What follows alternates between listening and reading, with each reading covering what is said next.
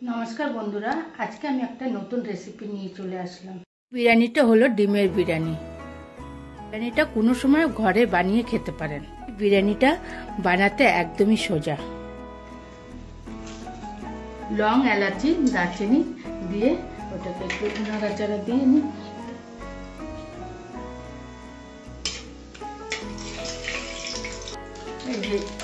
लং और एलाचिटा दिले কিভাবে একটা সেন্ট বেরাবে তার জন্য আগে ফার্স্টে আমরা কি করলাম লং এলাচিটা দিয়ে ভেজে দিলাম। এখন ডিমটাকে ছেড়ে দেব। ডিমটাকে একটু ভেজে নিচ্ছি। দেখুন এই যে ভেজে নিলাম, ভাজা হয়ে গেছে। এখন আমি এর মধ্যে পেঁয়াজ টমাটার পেঁয়াজ দিয়ে ভেজে নেব।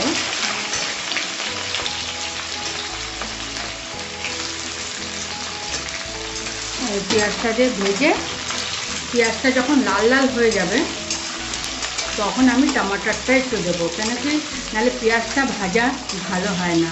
টমাটারটা দিলে কী হবে, পেঁয়াজটা ভাজা হবে না। এই জন্য পেঁয়াজটা তাতে করে ভেজে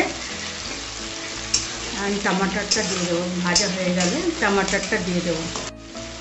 দেখুন ভাজার জন্য আমি কী করবো, লবণ দিয়ে দিলে তাড়াতাড়ি ভাজাটা লাল হয়ে যাবে, ভাজা ভালো মতন হয়ে যাবে।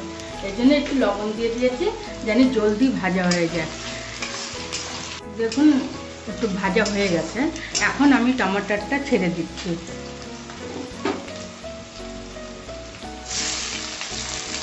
ছেড়ে দিচ্ছি, টমাটারটা ছেড়ে দিয়েছি। আর টমাটারটাকে আমি ভেজে নেব ফটাফট। ভাজা হয়ে গেছে।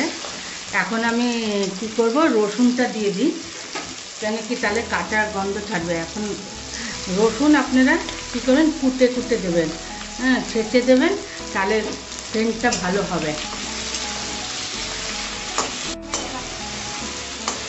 রসুনটা আমাদের ভাজা হয়ে গেছে। এবার একটু আদা পেস্টটা দিয়ে দেবো।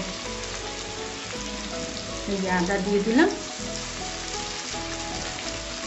যত জলদি ফটাফট হয়ে যাবে, এটা আপনারা কোনো ঝামেলা নেই রান্না করতে, এটা তাড়াতাড়ি হয়ে যাবে।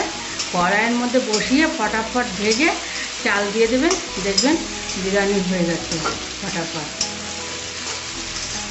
আমি রেশন চাল, আমি এটা সিদ্ধ চালের বিরিয়ানি হচ্ছে ডিমের। এখন আমি কাজু কিশমিশটা ঢেলে দেবো, কেন কি আগে দিইনি কেন, তাহলে ওটা পুরো ভেজে যেত, পুড়ে যেত ভাজতে। এই আর কাঁচা লঙ্কা দিয়ে দিলাম। এখন এটাকে ভালো করে কষিয়ে নেব। কষিয়ে তারপরে চালটাকে ঢেলে দেবো। হলুদ লবণ দেবো। এটাকে হ্যাঁ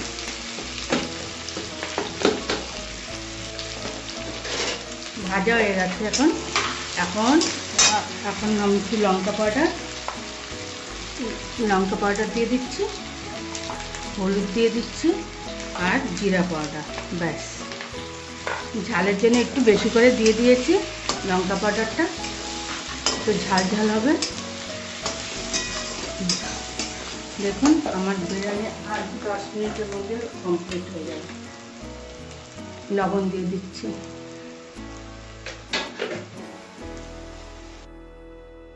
আর চিনি দিয়ে দিলাম। চিনিটা দিলে কি হবে, এটার স্বাদটা আলাদাই হয়ে যাবে। এই যে আমার ডিমের কারি কষানো হয়ে গেছে। এখন আমি চালটা দিয়ে দেব।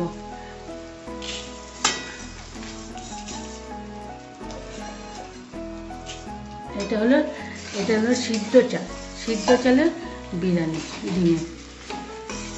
এটাকে আমি কি করেছি, আগে দিয়ে ধুয়ে চালটাকে আমি শুকিয়েছি, জল জানি না থাকে, নাহলে ভাজাটা ভালো হবে না জল থাকলে। তার জন্য চালটাকে আগে ধুয়ে আমি এটাকে কী করলাম, চালটাকে শুকিয়ে তারপরে এখন ভাজা করছি।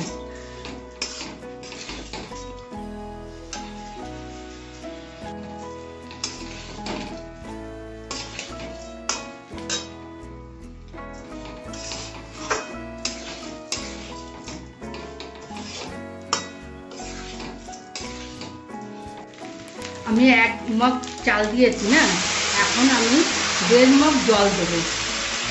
এই যে 1.5 মগ জল দিয়ে দিয়েছি, মানে ইসের চাল তো আপনার সিদ্ধ চাল না, তাই একটু ফুটতে একটু দেরি হবে, তার জন্য 1.5 মগ জল দিয়ে দিয়েছি। 1.5 মগে একটুখানি বেশি দিয়েছি সিদ্ধ চালের জন্য। হয়ে গেছে, এখন ঢেকে দেবো। এখন 10 মিনিট ঢেকে দেবো। 10 মিনিটের মধ্যে আমার বিরিয়ানি কমপ্লিট হয়ে যাবে। ঢেকে দিচ্ছি, এবার 10 মিনিটের মধ্যে আমার বিরিয়ানি কমপ্লিট। দেখুন আমার বিরিয়ানিটা হয়ে গেছে। আর 2 মিনিট হলেই আমার বিরিয়ানি কমপ্লিট হয়ে যাবে। ডিমের বিরিয়ানি হয়ে গেছে কমপ্লিট। একবার নাড়া দিয়ে দিলাম, যে নিচে লেগে গেলে তার জন্য নাড়া দিয়ে দিয়েছি। আর 2 মিনিট ঢেকে রেখে দিই, তারপরে নামিয়ে ফেলবো। বিরিয়ানিটা হয়ে গেছে, এই যে হয়ে গেছে। 2 মিনিট রেখেছিলাম, সে কমপ্লিট হয়ে গেছে। এখন আমি ডেকোরেশন করে দিই। এই বাটারটা দিয়ে দিয়েছি মাঝখানে, সেই গরমে পুরো হয়ে যাবে, গলে যাবে। কিশমিশটা দিয়ে দিই। আমি আগে কিশমিশ দিয়েছিলাম, আর অল্প একটু কিশমিশটা আমি আগে দিয়েছিলাম তেলের মধ্যে, তো এখন আমি কিশমিশটা আর একটু ভেজে রেখে দিয়েছিলাম, সেই কিশমিশটা দিয়ে দিয়েছি। এখন একটু পেঁয়াজ ভেজে রেখেছিলাম, সেই পেঁয়াজটা উপর দিয়ে ছড়িয়ে দিচ্ছি, আর একটু ধনেপাতা দিয়ে দিচ্ছি। এখন 2 মিনিটের জন্য আর একটু ঢেকে রেখে দেবো, তাহলে কি হবে, সেন্টটা বেরিয়ে যাবে।